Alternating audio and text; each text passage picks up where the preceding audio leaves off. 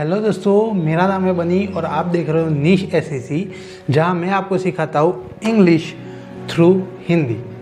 तो दोस्तों, जनरली अगर ऐसा होता है कि हम अगर किसी इंसान से मिलते हैं पहली बार तो सबसे पहले उसका नाम जानते हैं, राइट। तो ऐसे ही अगर आपको इंग्लिश भी बोलनी है तो आपको सबसे पहले चीज़ों को इंग्लिश में जानना सीखना पड़ेगा, उसके नाम आपको इंग्लिश में जानने पड़ेंगे। तो आज का हमारा टॉपिक ही यही है कि चीज़ों को इंग्लिश में जाने कैसे, उसके नाम इंग्लिश में कैसे जानकर। मुझे ऐसा लगता है कि अगर आप इंग्लिश सीखने की शुरुआत कर रहे हो तो थोड़ी सी बेसिक सी जो बातें हैं वो आपको जानना ज़रूरी है। तो सबसे पहले कि जानते हैं कि इंग्लिश है क्या।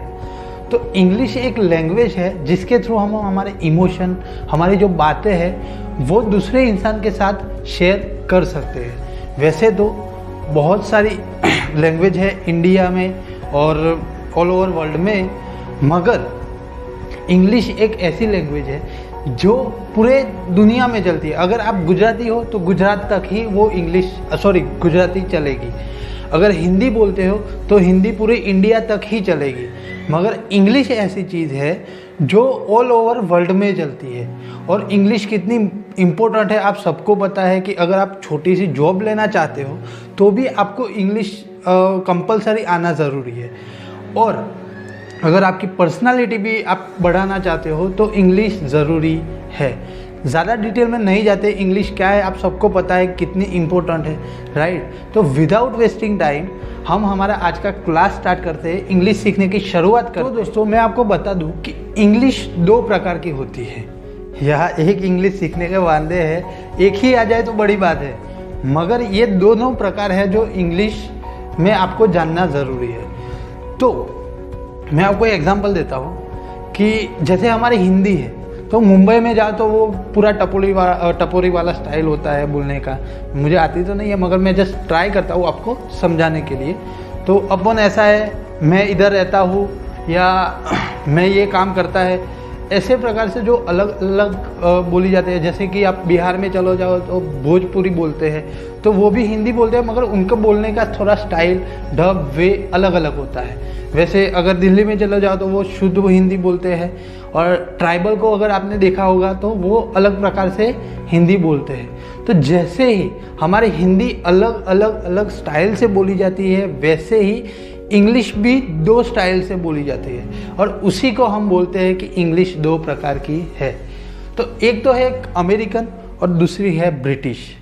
अमेरिकन लोगों का इंग्लिश बोलने का स्टाइल, वे थोड़ा अलग अलग है, और दूसरा ब्रिटिश जो लोग हैं उनको बोलने का स्टाइल, वे थोड़ा अलग अलग। तो वही दो लैंग्वेज मैं आपको इस मेरे कोर्स में सिखाने वाला हूँ।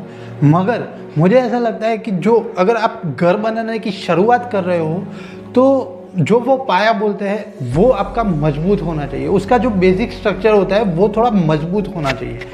तो वैसे ही अगर आप इंग्लिश सीखने की शुरुआत कर रहे हो तो जो आपका बेसिक है वो बहुत ही इम्पोर्टेंट है, वो आपका मजबूत होना चाहिए। तो हम शुरुआत हमारे बेसिक क्लास से स्टार्ट करेंगे और एडवांस तक जाएंगे, ठीक है। तो आज का हमारा टॉपिक ही यही है कि चीज़ों को इंग्लिश में जाने कैसे। तो देखो, इंग्लिश में तो आप चीज़ों को जानते ही हो, जैसे कि कहना है कि ये बोर्ड है, फिर ये स्पीच है, ये मार्कर है, फिर ये बुक्स है, फिर टैबलेट है।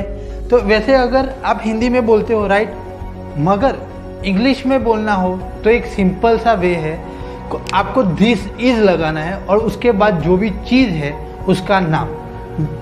देखो एग्जांपल देता हूँ कि देखो, मुझे बोलना है कि ये बेड है। देखो मेरे पास बेड है, मुझे बोलना है कि ये बेड है, तो कैसे बोलूँगा, दिस इज और उसके बाद BED, बेड लगा दो, राइट। फिर मुझे बोलना है कि ये बुक है। देखो ये बुक है, मुझे बोलना है कि ये बुक है, तो कैसे बोलूँगा, दिस इज बुक। फिर बोलना है कि टेबल है, राइट, ये टेबल है, मुझे बोलना है, तो कैसे बोलूँगा, दिस इज टेबल। तो वैसे ही जितनी भी चीज़ें हैं आप बोलना चाहते हो कि ये चीज़ है, समझो, तो आपको कुछ नहीं करना है, दिस इज बोलो और उसके बाद जो भी चीज़ है उसका नाम बोल दो, राइट। तो आगे थोड़े एग्जांपल देखते हैं। मुझे बोलना है कि देखो ये मार्कर है, तो कैसे बोलूँगा, दिस इज मार्कर। फिर बोलना है कि ये फैन है, तो कैसे बोलूँगा, दिस इज फैन, राइट। तो ऐसे ही चलो ये तो समझ लिया कि ये अगर हमें जानना है कि ये बोलना है, सॉरी, कि ये चीज़ ये है, तो हम दिस इज़ उसके बाद जो नाम है वो लगाकर हम बोल सकते हैं। मगर दुनिया में बहुत सारी ऐसी चीज़ें हैं जो हम नहीं जानते, ना तो हमें उसका नाम हिंदी में पता होगा ना इंग्लिश में पता होगा। तो ऐसी चीज़ों को हमें पूछना पड़ेगा किसी से कि ये एक्चुअली है क्या, इसका नाम क्या है, राइट। तो वही क्वेश्चन आपको इंग्लिश में किसी से पूछना है, तो उसके लिए आपको कुछ नहीं करना है, व्हाट इज़ दिस बोलना है। क्या बोलना है, व्हाट इज़ दिस। देखो बेड पड़ा है, मुझे नहीं पता कि उसे क्या बोलते हैं, हिंदी में भी क्या बोलते हैं पता नहीं, इंग्लिश में भी क्या बोलते हैं पता नहीं। तो मुझे पूछना है किसी से कि अगर इसे क्या बोलते हैं, तो कैसे पूछूंगा, व्हाट इज़ दिस। कैसे पूछूंगा, व्हाट इज़ दिस। फिर बेड के जैसा एक दूसरा होता है हमारे गांव में ज़्यादातर देखने मिलता है हमें, वो होता है चारपाई, और उसे हम खटिया भी बोलते हैं। तो देखो मेरी एक फ्रेंड है कोलंबिया से, जो अक्सर हमारे इंस्टाग्राम पे बातें होती रहती है उसके साथ। तो एक दिन वो मेरे घर पे आई थी।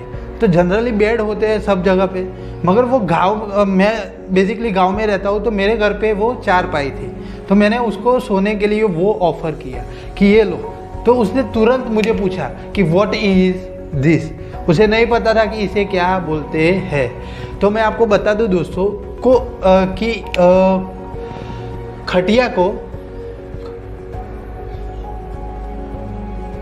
खटिया को इंग्लिश में कोट बोलते हैं, COT।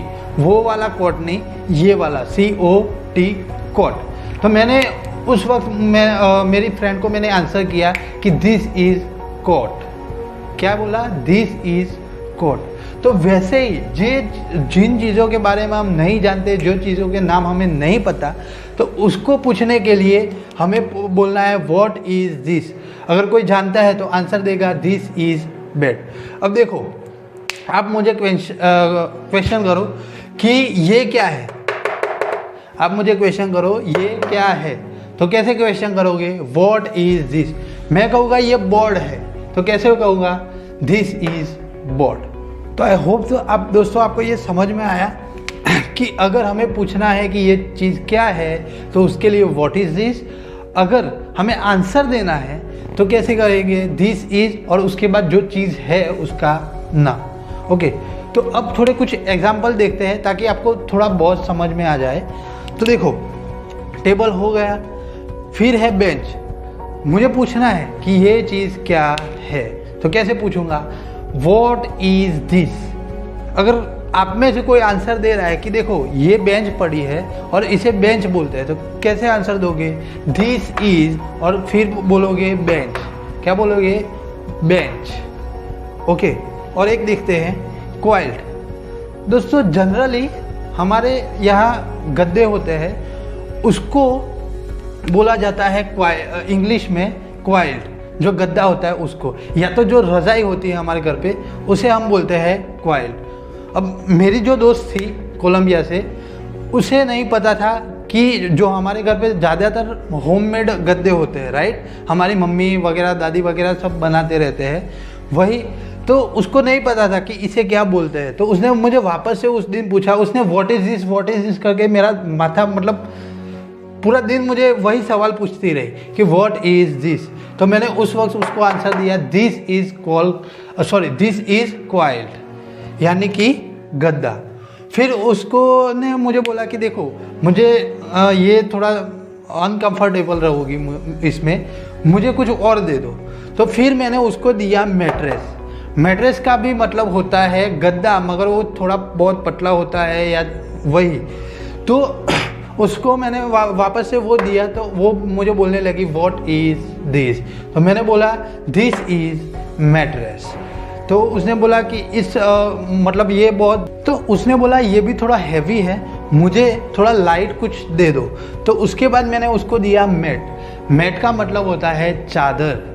तो वो मैंने उसको दी। तो उसने वापस से पूछा व्हाट इज़ दिस। मैंने बोला दिस इज़ मैट। मैट का मतलब चादर जो हमारे घर पे यूज़ होती है, राइट। उसके बाद मैंने आता है बकेट। बकेट का मतलब होता है कि जो हमारे घर पे बाल्टी यूज़ करते हैं वो। तो एग्जांपल में देखते हैं, what is this, this is bucket. उसके बाद है टैप। टैप आप सबको पता है, टैप यानी कि पानी का नल। उसके बाद आता है टावल। टावल का मतलब आप सबको पता है, राइट। हैंकरचीफ। हैंकरचीफ का भी आपको पता होगा कि हैंकरचीफ को क्या बोलते हैं। तो हैंकरचीफ को बोलते हैं हाथ रुमाल, राइट। उसके बाद आता है कोम। कोम का मतलब होता है जो कंघी हमारे घर पे हम जो सुबह बाल सेट करने के लिए रखते हैं वही। उसके बाद है ब्रूम। ब्रूम का मतलब होता है जो हमारे घर पे झाड़ू लगता है सुबह सुबह वो। तो ब्रूम का मतलब है झाड़ू। तो आई होप आपको ये क्लास समझ में आया होगा दोस्तों। अगर कोई भी डाउट है तो आप मुझे कमेंट में पूछ सकते हो, मैं आपको ज़रूर आंसर करूँगा। और वीडियो पसंद आया है तो लाइक करना, शेयर करना और मेरे चैनल को सब्सक्राइब करना और ऑल बेल आइकन को ऑल पे ज़रूर क्लिक कर लेना।